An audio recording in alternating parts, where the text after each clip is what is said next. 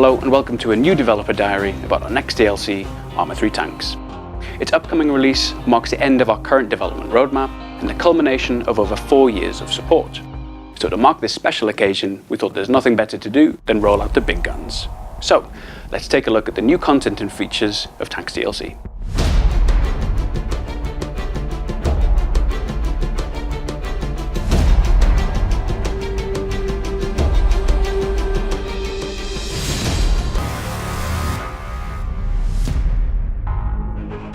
Although infantry gameplay is definitely the backbone of our sandbox, I think at heart ARMA's really been about that full combined arms package. Thanks to the support of our players, we've had the opportunity to really double down on our vehicle gameplay through free platform updates and our DLCs. We've always tried to introduce entirely new vehicle classes too. Our goal is to create a greater diversity of gameplay opportunities. And now it's time to upgrade our armored ground vehicle experience. And of course, that includes one of the most iconic pieces of modern military hardware, tanks.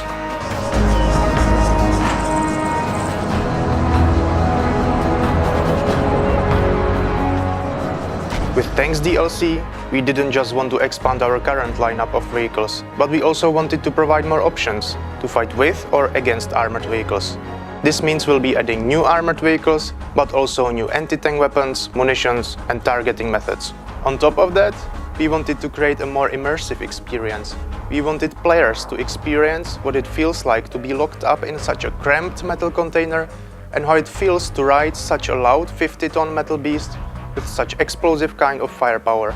If you consider the package as a whole, our goal was to make teamwork and tactics more rewarding. I think it's fair to say that here at Bohemia Interactive we have a special relationship with tanks, so much so that we have our very own T-72 which sits in the back garden.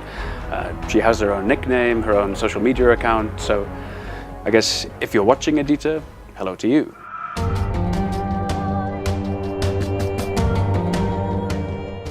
Just like our DLC strategy so far, ARMA 3 Tanks DLC delivers premium content, but there is also a free massive platform update which you get whether you own the package or not.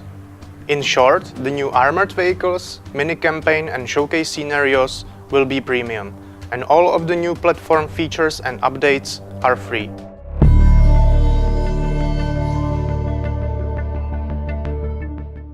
The real meat of this DLC are the 3 new armoured vehicles. So that includes a main battle tank, an armoured weapons carrier, and a wheeled armoured vehicle, which is known as a tank destroyer. So each of these vehicles come in several splendid variants, which can be used to serve different needs. But of course, they're all available in different paint jobs and liveries. Also, our players are able to customize them with additional armour and camouflage nets. This DLC's most powerful and real tanks tank is the T-140 Angara main battle tank. The Angara is a licensed variant of an original Russian design, and it's used by ARMA 3 CSAT faction. It's built to deliver maximum destruction, while also providing the best kind of protection to its crew. The Angara's primary weapon is a new 125mm cannon, which can fire 3 different kinds of ammunition and has a longer effective range compared to the cannon on most Western tanks.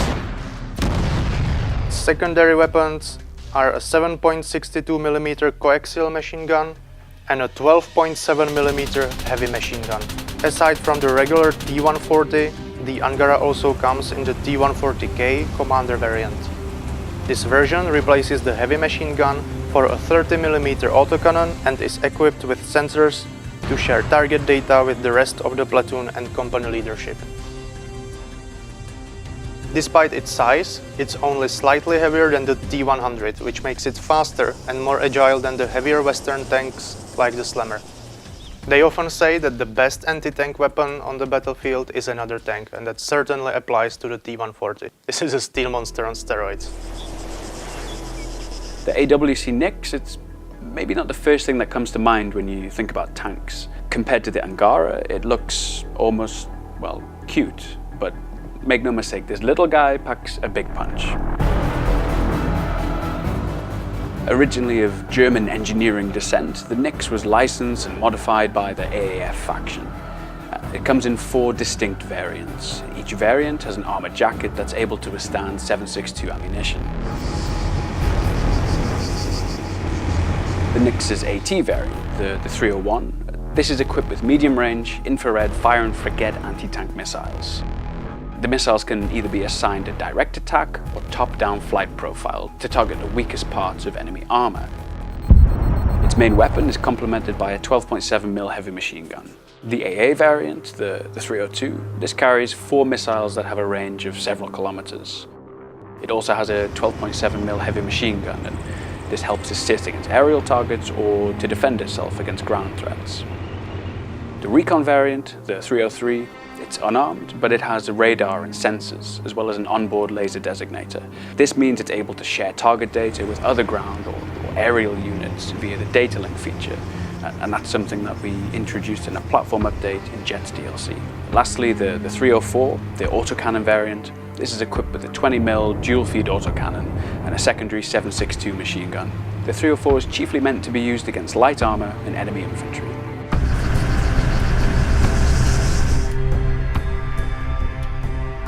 Finally, we have an armored vehicle used by NATO. Now, although it's technically not a tank, it's an armored vehicle which is built to fight against them. The Rhino MGS has a 120mm cannon which can fire all kinds of standard rounds, but also the new Marek ATGM. This missile features both direct and top-down attack modes. The Rhino has its own laser spot tracker, and it's also connected to the data link. Again, this means it's able to lock onto targets that are picked up or painted by other forces like UAVs, scout helicopters, or recon infantry. The Rhino also has a secondary weapon in the form of a coaxial 338 machine gun. Now, this has a longer effective range, and it's even more lethal against infantry than the more common 7.62 ammunition. To make this an easy vehicle to transport, the Rhino's weight was kept relatively low. However, this does mean it also has relatively weak armor. On the flip side, the Rhino has far superior speed and range compared to other tracked vehicles. Besides the regular version, the Rhino also comes in the Up variant, which features an additional remote 12.7mm heavy machine gun turret and an improved protection in the form of cage and ERA armor. Now, this does add weight and limits the options for transport, but it also makes the Up variant well suited to military operations in urban terrain. All in all, this is a vehicle that requires both its brain and its brawn. To be operationally effective, it requires close communication with its crew, perhaps even more so than with standard main battle tanks.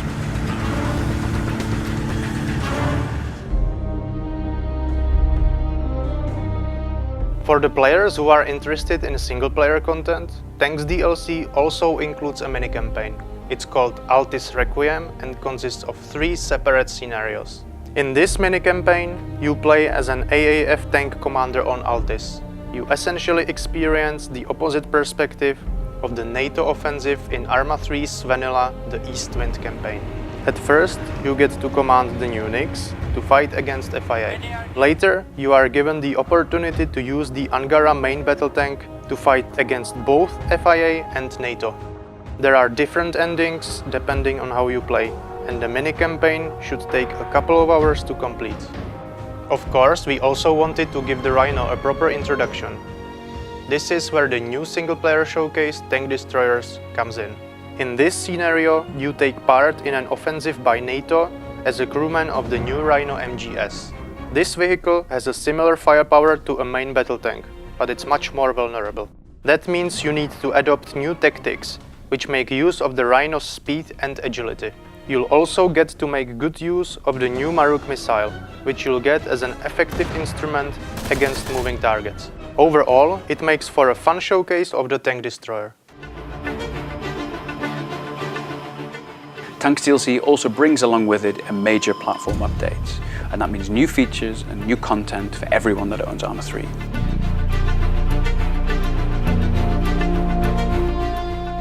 We'll make some significant changes to the experience of operating an armored vehicle, such as a tank. These changes apply to all of the armored vehicles in ARMA 3, so not just the new ones, and they make using these vehicles much more immersive and interesting. The most visible upgrade are the fully 3D modeled interiors, with multifunctional displays and camera feeds for crew members. We're proud to finally bring armored vehicles in line with other vehicle classes in ARMA 3. It makes for a much more immersive experience. You now really get a sense of what it feels like to be in such a narrow and confined space. We've also made some improvements to the handling of armored vehicles. This is actually a feature that we introduced with the TAC Ops mission pack, but of course it's something that is going to benefit the new vehicles as well. We wanted the vehicles to feel more natural to drive, to communicate the feeling of weight and power that these vehicles really have. So to do that, we started with a PhysX update. So that means better wheel collision simulation and improvements to how different surfaces affect handling, together with suspension and gearbox changes. Plus, our community content creators, well, they now have a few more settings which they can use for their own vehicles too. Another thing we did was to change the damage model of armored vehicles. Armor now reacts more realistically to incoming rounds. For example, cage armor really helps to defend against RPGs, but they will only work for so long. It adds another variable to the rock, paper, scissors gameplay. We're also improving the audio of tanks. This involves updating sound samples to be played in stereo, positional sounds, and have more distinct audio cues for gearbox and RPM changes. Altogether, it should make the experience more lifelike. Well, we're also introducing new options for customizing your vehicles. So this differs per vehicle, but you can imagine things like additional armor protection or camo nets for better concealment. Tanks are some of the most advanced war machines on the battlefield. For this reason, our dev team added a couple of new targeting features. One of these features was already added as part of the Jets DLC. It's called Fire Control System, or FCS in short. This technology significantly increases your chances of a first round hit. With one click, the system will measure the range and speed of your target and adjust your weapon's zeroing and calculate the lead. It can be used for targets that are either static or moving in a predictable pattern. On top of that, we're introducing new missile flight profiles and capabilities. This includes using missiles in direct or top-down attack mode, a terrain following mode, and the ability to lock on after launch. A direct flight profile hits the target as you aim it, which means it typically hits the side. This is often useful against soft ground targets or low-flying aircraft at close range. A top-down attack missile is preferred against main battle tanks, as it will target their less protected roofs and hit them from above.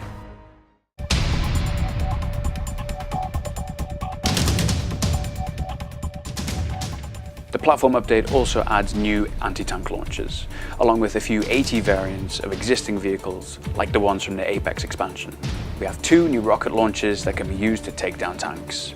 First up, there's CSAT's Verona. This is a manually guided missile launcher, and that means you can adjust its trajectory and target after firing. The other new launcher is the Morse MK4, and that comes in several different versions. The older Mod 0 is used by the AAF and FIA, while the newer Mod 1 version is used by NATO. We're also making some of our existing vehicles more anti-tank capable. The off-road now comes in a variant with a specially mounted launcher.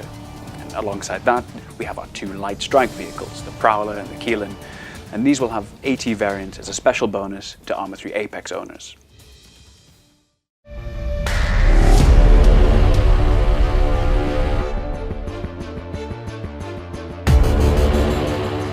Our playable content team went the extra mile and created multiplayer mode called the Vanguard. The basic premise of this mode is that there is a device being parachuted and there are three opposing sides that need to find the device and transport it back to their base. The drop location of the device is unknown at first, but at some point players will get to see the area indicated on the map. This circular marker will gradually get smaller and become more accurate once the device reaches the ground. To win, one of the three teams will need to pick up and return the device to their base within a certain time limit.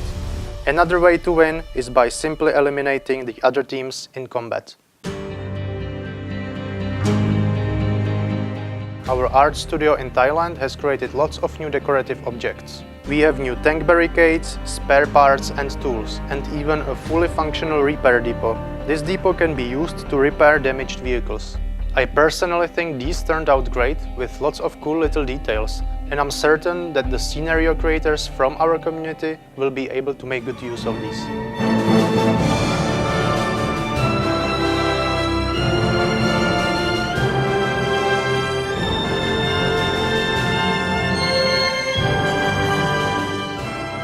As you can see, Tanks DLC is shaping up to bring some splendid new gameplay to Arma 3.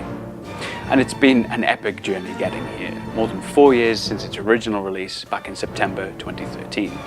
After more than 78 main branch game updates and 9 DLC packs including 1 major expansion, ARMA 3 is now a very different animal. And we can't wait to get Tanks DLC into your hands very soon. So we hope you've enjoyed this video. Thanks for watching, and bye for now.